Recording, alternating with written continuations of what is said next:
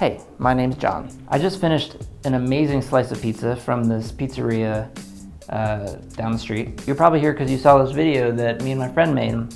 We're running around and we see this cool creature. Well, unfortunately, something bad happens to him and then me. I wanted to show you how we did it, but really, this isn't a step-by-step tutorial. It's more of like showing you all the different parts and how they came together. So first off, I want to show you what we started with. This guy's name is Che. He was kind enough to help us out. As you can see, my friend Sean is standing on a chair. It didn't work out quite like I had hoped. I did a couple different takes with him standing tippy-toed. It just doesn't look like he's hanging there at all. It looks like he's standing on something. So I ended up having to cut his lower part of the body out and sort of add a fake swinging effect. And luckily I had a clean background so that I could do that, and I'll show you what I mean in a second. But this whole part of the video was done in one shot. There wasn't any hidden cuts or anything, but it was locked off on a tripod right here. And I basically just grabbed the tripod, went down, came back up, and he's holding Sean again. And I punched in around this area so we wouldn't see the lower half of him. And these little stickers that I added to his face to help track data, it ended up not helping me at all. I had to actually go in and try to erase these little motion tracker marks in After Effects later, which took a lot of time. I ended up just using his eyes to track him as he moves, so that I could distort his face later. And I used Mr. Andrew Kramer's tutorial, Demon Face Warp, on his site, videocopilot.net. Awesome tutorial, awesome guy. I kind of have a friend crush on him. I wish we could hang out. He's awesome. So after I'm here a second, here, I'll play it for you. I gracefully bring the camera down until it sits on the ground. And then in post, I just sped it up so that it looks like I fell. This video is for the other part where Sean talks about the damage on his car. The original idea was for our actor Che to walk in the background, and you see him kind of walk past there. But you know, I realized, like, why do I want to give away the monster before we actually see it? So I basically I had to cut him out. And I could do that because we had a clean background, and I made it so his leg came out here and there's like a flash and it's a lot more subtle. Sean is like, "Where are you going?" and he follows me. We get to this point. You notice that the previous shot was on a tripod. It was static, and I added handheld later. So you see how I got to this point. I'm carrying the tripod, and I place the tripod down, and there's a little bump. And then I swivel it. And this, you always want to get a clean plate of any scene that you do. So I showed you previously the quick time of him standing on the chair, and this is the exact same angle, same location, just without them in the shot. And I just did a good 20 seconds of this. That way, I can cut out Sean and make him swing, and then there's background behind him. Enough rambling on that. Let me bring up this After Effects file.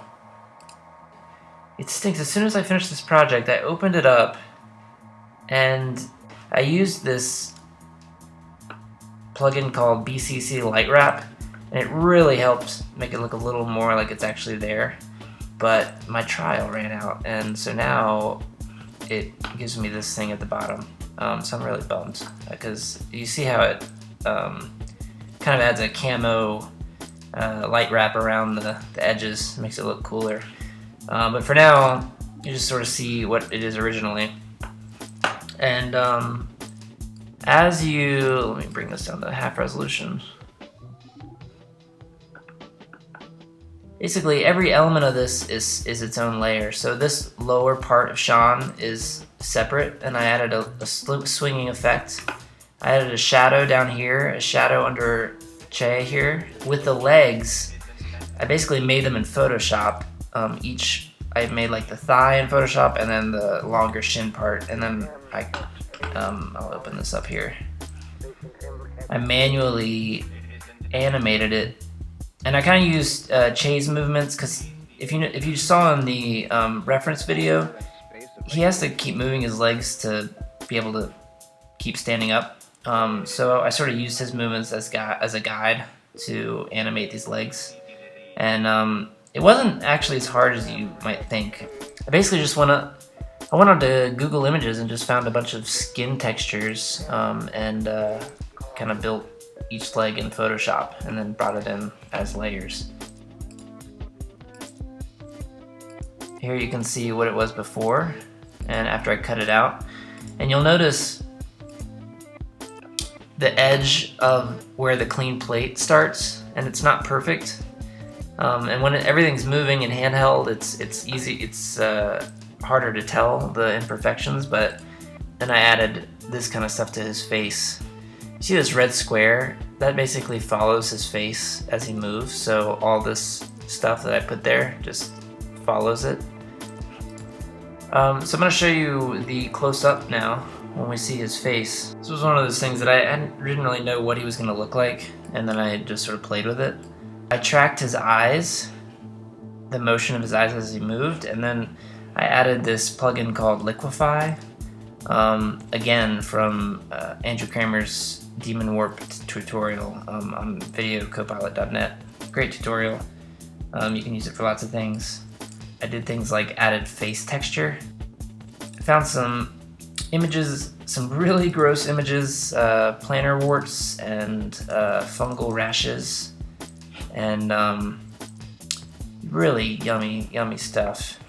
And then I overlaid it over his face and masked it so it's just over his face. And you can see how it's parenting to layer 20, which has all the data that was tracked to his face when he moves. Basically, I can add any effect and just parent it to that layer, and it'll follow the X and Y coordinates. It's pretty cool. And then with his face, his actual eyes, I added these Liquify filters. The first one, I just started to play around with it, and there's a bulge effect, and there's a pinch effect, and a smear effect. And I used kind of a lot of each, but the bulge effect, if you just hold down, it makes it bigger. It's a lot like one of those iChat webcam effects. I just kept playing around with it until there was something kind of cool looking. I played with, pinched his ear. I made his head look a little more Homer Simpson-y. And his mouth just is not scary enough. Looks like he's smirking. So I went and found a piece of gas mask and kind of mapped that on there. And you see all these little yellow masks. I had to put those on over top of the tracking mark stickers that I put on his face that ended up getting in the way. I had to actually go frame by frame and cut them out. It was really a pain. And then I figured I would add kind of like an eye scan. This plugin is called Optical Flares, and Video Copilot makes it. It's a really cool program.